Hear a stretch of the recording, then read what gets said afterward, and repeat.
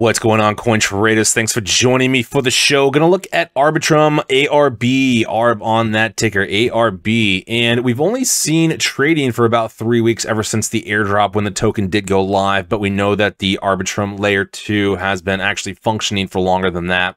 And it has been getting a little bit more of that better name going for it. And so we are kind of in comparison and competition with the likes of things like Matic or the Polygon network.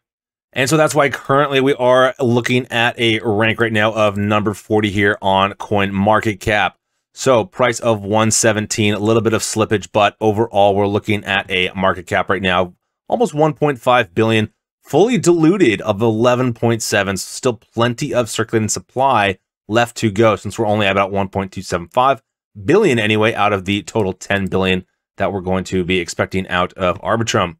So right now, not too much for the daily fact. You can only see we only have the 12-period exponential moving average, so we haven't even had enough time yet to get a 26 and obviously a 50-period. But big notable things on this daily is a big lower downside support coming in right now at 115.18.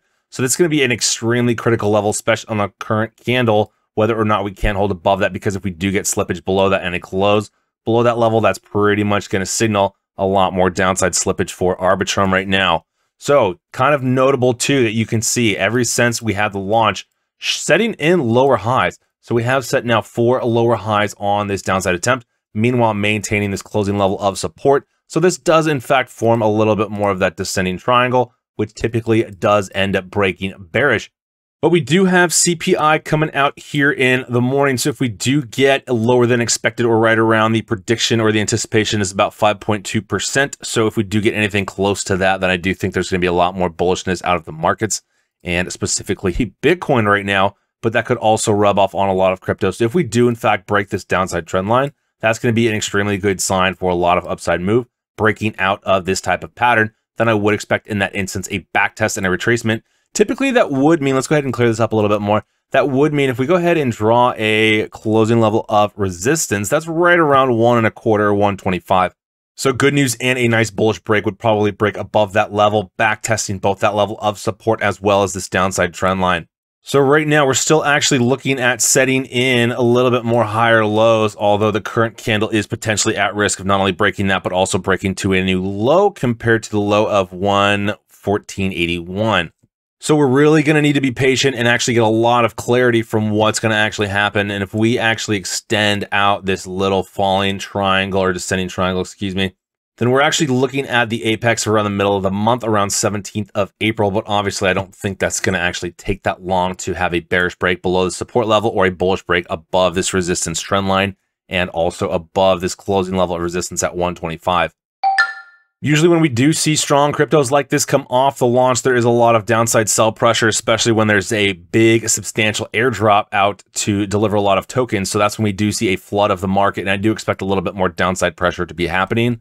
But with a lot of the rest of the crypto being pretty much exhausted, I think the timing on this was actually pretty good, where a lot of people aren't necessarily going to sell. They'll probably just sit on it for the next bullish run, especially if we do get some sort of movement, kind of like we saw out of Matic and Polygon. So flipping over into the 4-hour chart right now kind of just highlights how much sell pressure was right off the airdrop launch. But ever since, we've kind of gotten an overall tapering off, and that's kind of why we've started to get a little bit more of this tightening range for Arbitrum. And that's why we are going to be expecting a very nice breakout, either bullish, obviously, or bearish coming up here soon. And that's why we are going to need to rely on this downside trend line, or even actually we could make a case for seeing this level right now extremely defended in this overall tightening range, forming more of this pennant type formation. Since this came right off of the initial launch into this formation, we don't have an initial direction of travel to actually use as a guide. So that's why that patience factor right now is going to be extremely important in actually seeing whether or not this support trend line can hold or whether or not this resistance trend line to the downside is going to break. And we're actually going to see bulls propping above the 125 level, backtesting both of these as support and being on our way to test some upper levels of resistance, most notably just around, just above 130, and then also from there we would be looking up until about 145, and then smashing up above that would be about the 150 psychological, which was big closing resistance right off the airdrop or the listing for a lot of the exchanges.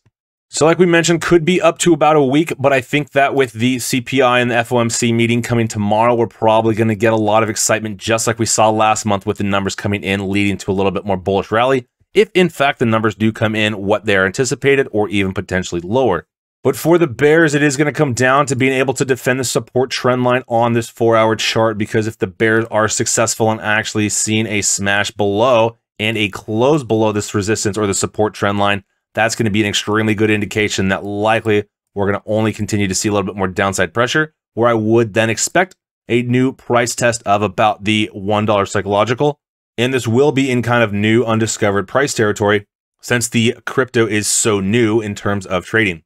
So do want to hear your thoughts down below if you are trading Arbitrum, or if you are going to be waiting for this breakout, and also what your predictions are for the breakout here. Do stay tuned though on the channel for plenty of updates, and actually go ahead and drop us a follow over on Twitter as well. Do always post updates on there, and do love getting back to everyone and staying connected with the community over on Twitter. If you did enjoy the show today and haven't done so yet, please hit the thumbs up, like, and subscribe button.